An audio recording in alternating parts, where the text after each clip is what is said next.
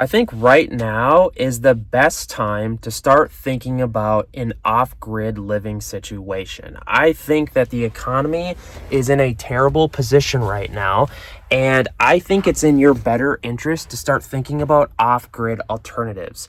I have recently just purchased a van, and I can't stop thinking about getting off-grid just because I have worked in the tech space for the last 15 years. And with AI coming, I think it's a very, very scary time that's coming. I think our economy is not going to be able to withstand all of the layoffs.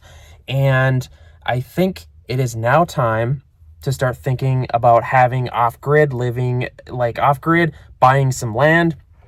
And I think it's never been a harder time to buy land because I've been looking at land like crazy. I live here in the Midwest in Minnesota.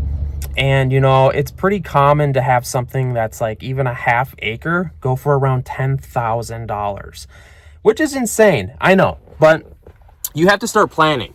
I have purchased a van that we're going to be doing a conversion van in. We're talking generators, heaters, everything I need to be able to go camping and survive on land. That's going to be start number one. And hit me up in the comments if you've been thinking about this, because I know I can't be the only one. And I know you're probably thinking I'm like another one of these like tinfoil hat guys, right? It's completely not that. I live in the city. I've had fancy jobs in marketing and tech. I actually run my own business, a media company, and we specialize in video. And AI is absolutely transforming the video space, and it's transforming tech and marketing in general. And it's severely scary. I have been, helping businesses with AI, and I think a lot of people that aren't worried about AI are just extremely uneducated on the matter. These businesses, one by one, it's essentially we're at the start of it right now, where they're going to just be replacing employees like crazy. And I see job postings for it all the time.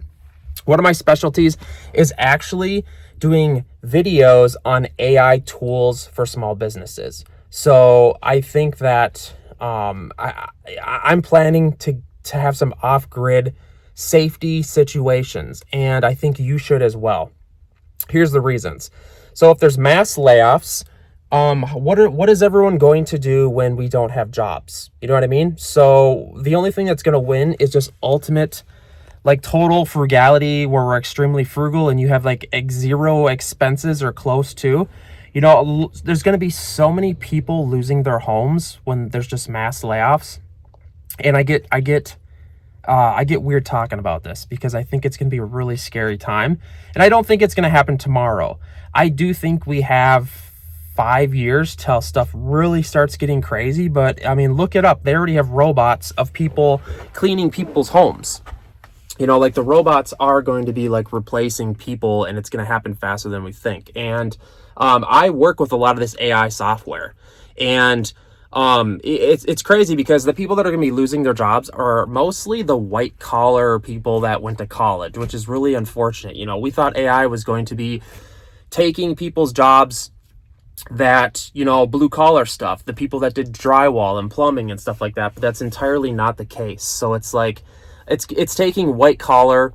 It's going to be extremely scary because these people have student loan debt, and they're also like specialty driven careers, so it's like extremely scary. Like I told you guys, I'm starting my plans right now. I've never been one of these like off-grid survivalist type of people, but I'm very worried.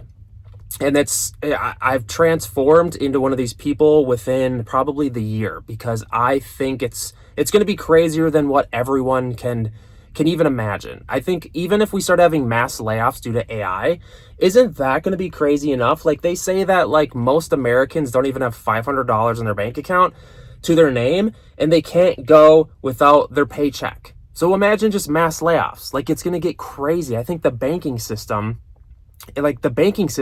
maybe not even going to be able to keep up with it, because if there's just mass foreclosures, and because all of us citizens are paying for the bank's profits to be able to stay afloat, because when they loan out this money for homes, That's how they're making their money. But if people just start foreclosing on their homes, it's going to get crazy, crazy insane. So step number one is get yourself a bug out vehicle or something you could live in. I chose a van. I was going to do like a small RV camper, but I feel like a van's perfect because you get a lot of space in a van. They're big. I got a conversion van. It's a fixer-upper. But we're going to build a bed and back. That way, you know, I can just buy property and be able to just kind of live in the van. It's also kind of cool to kind of get into some of the survivalist stuff, you know? I think that I wouldn't go out and like loan out a $20,000 to $30,000 RV or camper. Get yourself a fixer-upper and learn the vehicle, you know, because that was kind of going to be my mission, because if something happens on the road, I have to be the one to fix it, you know? Start learning a platform, a vehicle, an RV.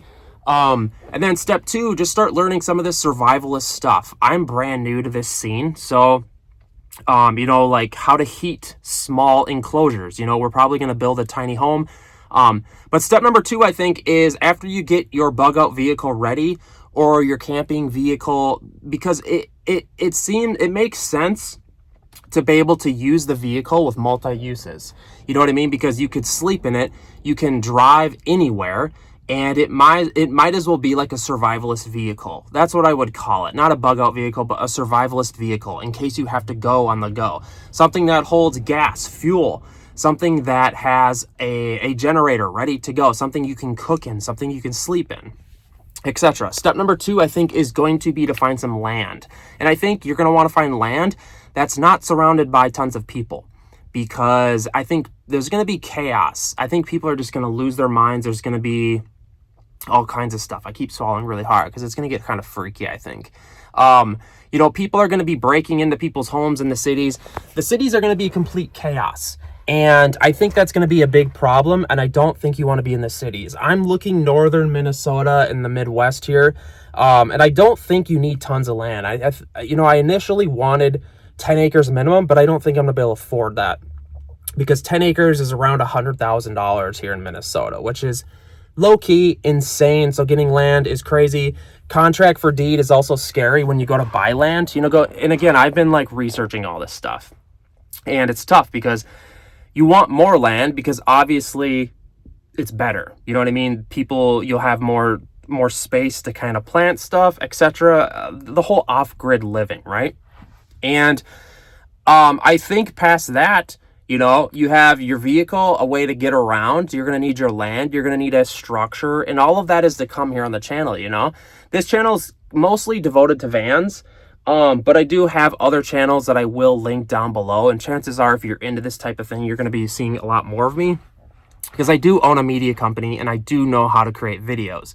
So I figured I'd just kind of do videos along the journey.